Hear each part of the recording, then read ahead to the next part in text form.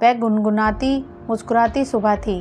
मैं कार से उतरकर अपनी धुन में आगे बढ़ रही थी। इतने में ही एक बाइक मेरे बगल से तेज़ी से निकली। सड़क पर थोड़ा कीचड़ था जिसके छींटों ने मेरे कपड़ों को ख़राब कर दिया। मैंने चिढ़ कर देखा, तब तक वो बाइक आगे बढ़ चुकी थी। खैर, मुझे रोड क्रॉस करके सामने की बुक शॉप में जाना था। मैं वहाँ पहुँची। मैंने देखा दुकानदार भगवान की फ़ोटो के सामने अगरबत्ती जला रहा था। शायद अभी अभी वह भी पहुँचा था। मेरी आहट से वो पलटा और कुछ देर मुझे देखता ही रह गया। मुझे थोड़ा अजीब सा लगा। उसने तुरंत कहा, सॉरी।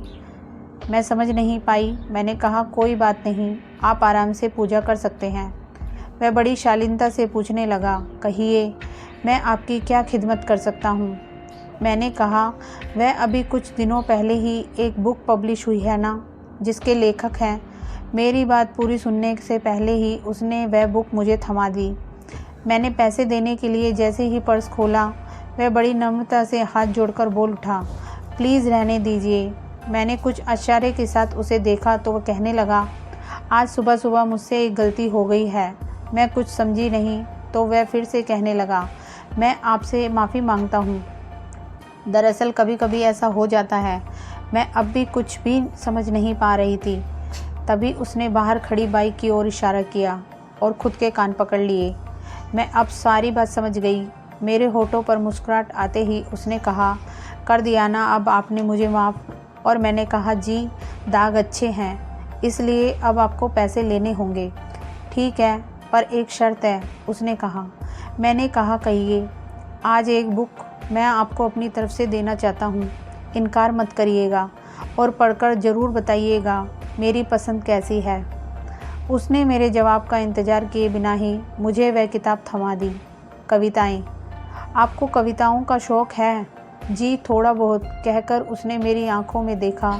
फिर कहा, यूँ तो कविता और कहानी ही एक दूसरे से जुड़े हैं, पर बस कविता को आप गुनगुना भी सकते हो और कहानी एक एहसास बनकर हमारे दिल में उतर जाती है।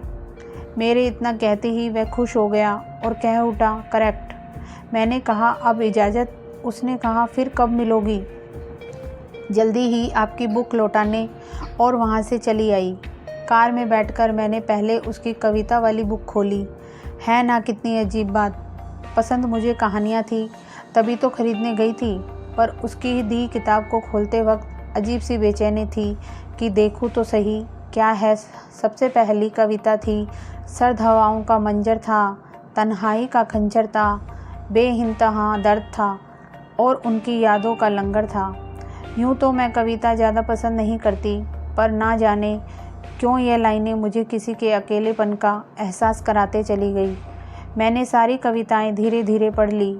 सोचने लगी, सारी कविताएं जिसने भी लिखी है प्यारा तो है ही, पर तन्हा भी बेमिसाल है।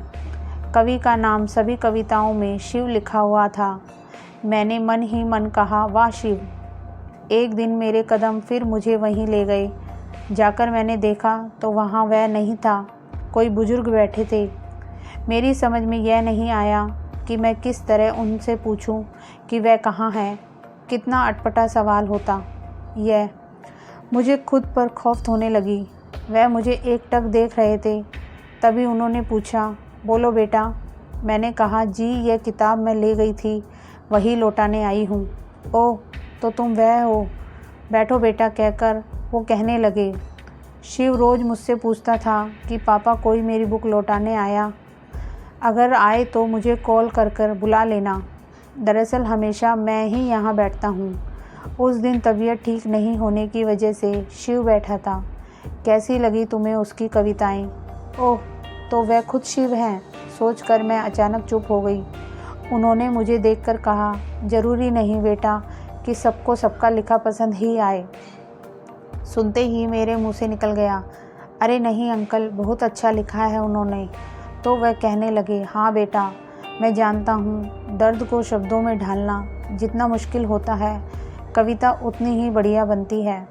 मैंने हैरानी से उन्हें देखा तो पाया उनकी आंखों में बेबसी आंसू बनकर चमक रही थी। मैंने उन्हें पढ़ने की कोशिश की। वह कहने लगे, शिव हमारी इकलौती संतान जो बहुत मन्नतों के बाद हमें मिली, पर यह अपनी माँ के साए से जल्दी ही महरूम हो गया। हालांकि मैंने उसे माँ की कमी कभी महसूस नहीं होने दी, फिर भी कभी कभी वह उदास आंखों से मुझसे पूछता, माँ कहाँ चली गई पापा? तो मैं उसे चमकते सितारों को दिखाकर कहता, वह देखो ऊपर तारे, उनमें से एक तुम्हारी माँ है और बाकी। पर उसका जवाब वह कभी सुनना ही नहीं चाहता था, बस सिर्फ पूछता ही था। इतनी सी उम्र में भी वह दूसरों की पीड़ा महसूस कर रहा था। तो फिर तुरंत बात बदल कर कहता, पापा चाँद बहुत खूबसूरत है ना? और मैं कहता, तेरे लिए ऐसी चाँद सी दुल्हन लाऊंगा। और वह जो भी समझता तुरंत खिलखिलाकर हंस देता। बचपन के दिन इसी तरह बीत गए। बड़ों को यह एहसास जल्दी नहीं होता कि बच्चे बड़े हो गए हैं, पर बच्चों को बहुत जल्दी यह एहसास हो जाता है कि हम बड़े हो गए। कॉलेज के दिनों में शिव की मुलाकात नंदा से हुई। वह दोनों बहुत तेज़ी से एक दूसरे के करीब आ गए। मैं भी कई बार नंदा से मिला। मुझे भी बहुत पसंद आ गई थी ही वह बेहद खूबसूरत, कहकर उन्होंने मुझे देखा। बिल्कुल तुम्हारी तरह, कहकर नज़र मुझ पर टिका दी। मैंने कहा फिर वह कुछ दिनों से वह उदास सा रहने लगा था। शिव जो हर बात मुझसे शेयर करता था, छुपाने लगा था। पूछने पर कुछ नहीं कहता, बस यूं ही कहकर उठकर चला जाता। बात की तह तक पहुंचने के लिए मैं एक रोज़ नंदा के घर पहुंचा। दरवाज़ा खटखटाने पर किसी की आवाज़ आई, खुला है, आ जाइए।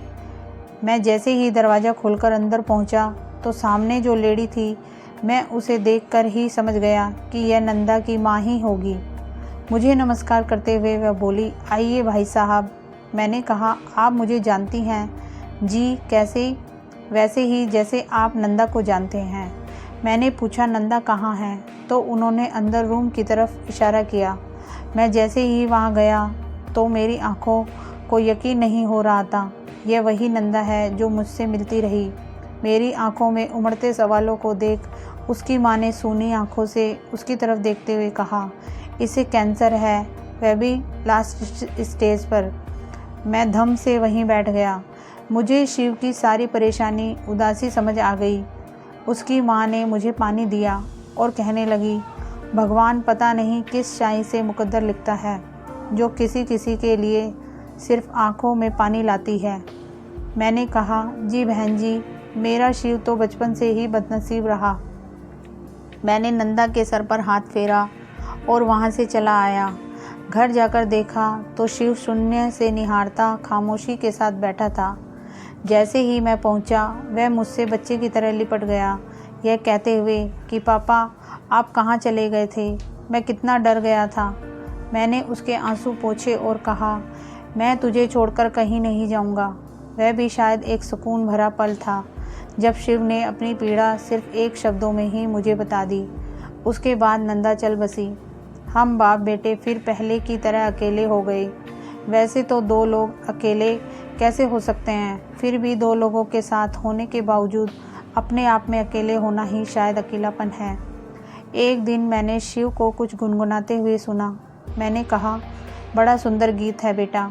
उसने कहा, पापा आपको अच्छा लगा? मैंने हाँ कहने पर उसने अपनी कविताएं मुझे दिखाई, जिसमें उसका पूरा दर्द मुझे नज़र आ रहा था।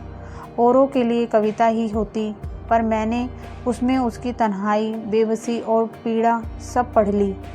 फिर वही किताब के रूप में तुम्हारे सामने है। बेटा तुम कहो, कैसी लगी तुम्हें? मैंने अपनी आंखों में आए आंसुओं को पीते हुए कहा, बहुत अच्छी है अंकल। तभी हमें बाइक की आवाज़ सुनाई दी। पलटकर देखा तो शिव चले आ रहा था। बेटा तुम्हें तो मैंने फ़ोन भी नहीं किया, फिर तुम कैसे? अरे पापा यहाँ से गुजर रहा था, इनकी गाड़ी दिखी तो चला आया। मैंने कहा, आपकी कविताएं? वह बहुत हैरान होकर कि पहले मुझे फिर अपने पापा को देखने लगा। तभी अंकल ने कहा, मैंने बताया है, आप भी ना पापा, कहकर वह सर खुजाने लगा। आपको पसंद आई मेरी कविता? मैंने हामी में सर हिलाया। तभी उसके पापा बोले, मैं अभी आता हूँ, कहकर चले गए। शायद वह हमें अकेला छोड़ना चाहते थे, पर क्यों? तभी शिव कहने लगा, मेरा नाम तो आपको पता ही है, क्या मैं भी आपका नाम जान सकता हूँ? मैंने उसे गहरी नज़रों से देखा और कहा, जी मैं नंदा। यह सुनते ही उसे एक झटका लगा। उसने कहा, यह नहीं हो सकता। हालांकि यह उसने अपने आप से बहुत धीरे से कहा था। फिर भी मैंने सुन लिया। मैंने कहा, नाम इत्तफाकन एक जैसे हो सकते हैं। तब उसने कहा, जी पर हर बात में इत्तफाक नहीं होता। कहते हुए उसने एक फ़ोटो मेरे सामने रख दी, जिसे देखकर मैं चौंक पड़ी, क्योंकि वह हूबहू मेरी हम शक्ल थी। अब मेरे होठ बुदबुदा उठे। ऐसा नहीं हो सकता। किसी खामोश कहानी की तरह रहता है दर्द, हर आँख में पानी की तरह रहता है।